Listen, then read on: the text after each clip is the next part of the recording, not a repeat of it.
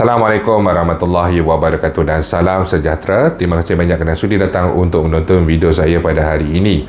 Dan bagi mereka yang baru pertama kali datang untuk menonton ke channel saya ataupun mereka yang masih lagi belum subscribe, saya mohon jasa anda untuk subscribe ke channel saya. Dan bagi mereka yang dah subscribe, saya mohon anda untuk kongsikan video ini kepada rakan-rakan serta ahli keluarga anda.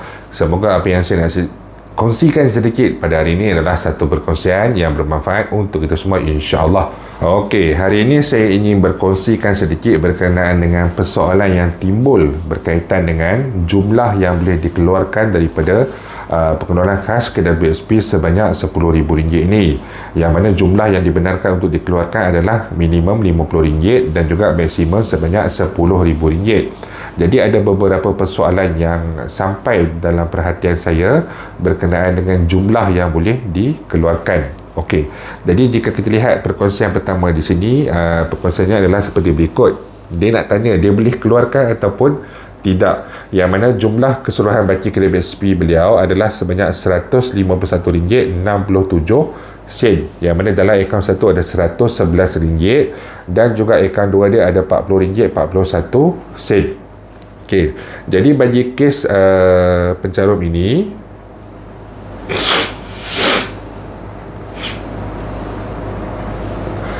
beliau akan boleh mengeluarkan sebanyak RM50 ini. Okey, kerana di dalam baki akaun 2 insya-Allah dia boleh keluarkan semua. 41 sen tu mungkin akan ditinggalkan, tidak akan ditarik. Dan juga daripada akaun 1 beliau boleh mengeluarkan lagi kalau ikutkan RM11.26. Jadi kalau ikutkan di sini, beliau layak untuk membuat pengeluaran sebanyak RM40 daripada akaun 1, akaun 2 maafkan saya, dan juga RM10 daripada akaun 1. Hal ini adalah kerana mengikut semakan saya terhadap pengeluaran-pengeluaran yang sebelum ini, jumlah minimum yang perlu ditinggalkan untuk memastikan akaun KWSP kita ini adalah aktif adalah sebanyak RM100. Jadi dia mempunyai akaun satu dia ada RM111, jadi RM100 tu tak boleh kacau. RM11.26 tu boleh dikeluarkan. Jadi si penanya ini layak untuk mengeluarkan jumlah minimum sebanyak RM50 dalam pengeluaran khas KWSP. Okey, dan bagi situasi yang kedua pula adalah situasi yang lebih kurang sama, yang mana si petanya ini mempunyai baki sebanyak RM9,256 dan juga 20 sen, yang mana dalam akaun 2 beliau mempunyai sebanyak RM127 dan di dalam akaun 1 beliau mempunyai baki sebanyak RM9,128.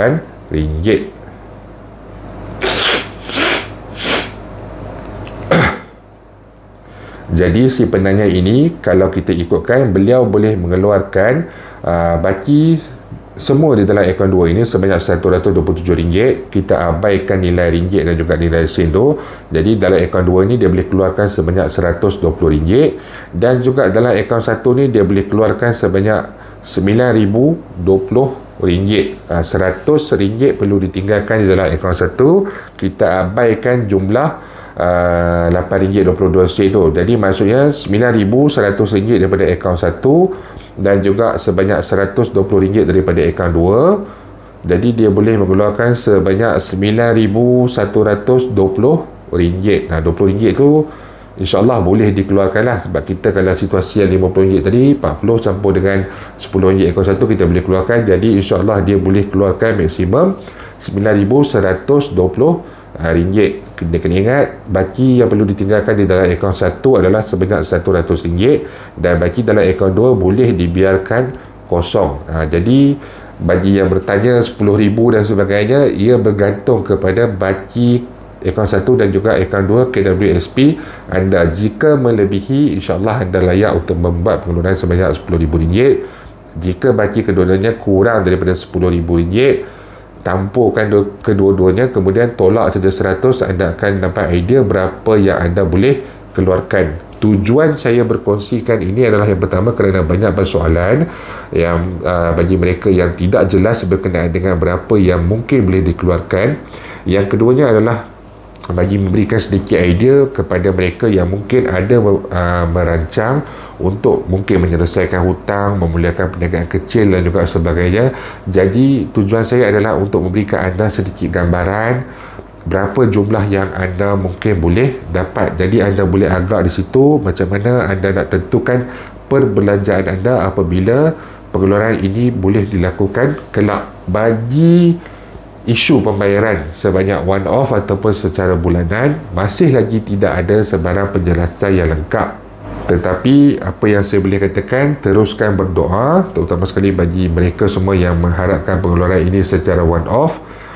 Namun saya secara peribadilah bukan meminta untuk dikecam, tapi saya merasakan jumlah untuk dibayar secara one off ni mungkin agak besar dan juga mungkin akan memberikan implikasi terhadap KWSP. Jadi pada saya, kalau nak diberikan secara one off ni mungkin agak sukar untuk dilakukan oleh pihak KWSP, tetapi saya sendiri tidak tahu bagaimana. Cuma berdasarkan fakta, apa yang saya nak kongsikan berdasarkan fakta, anggaran untuk pengeluaran khas ini boleh mencecah sehingga 60 bilion ringgit, yang mana jumlah cadangan aktif yang masuk setiap bulan adalah lingkungan 20,000 bilion ringgit. Jadi kalau kata di sini, maksudnya kalau kita nak tampung pengeluaran ini dengan jumlah cadangan yang dimasukkan setiap bulan, memang tak cukup, short ataupun kurang sebanyak 40 bilion ringgit untuk dilakukan secara one off. Jika kita nak jangkakan akan berlaku penjualan aset ataupun pencairan aset tunai dan sebagainya, kemungkinan besar juga perkara ini mungkin tidak dilakukan dalam masa terdekat ini berikutan krisis perang antara Rusia dan Ukraine.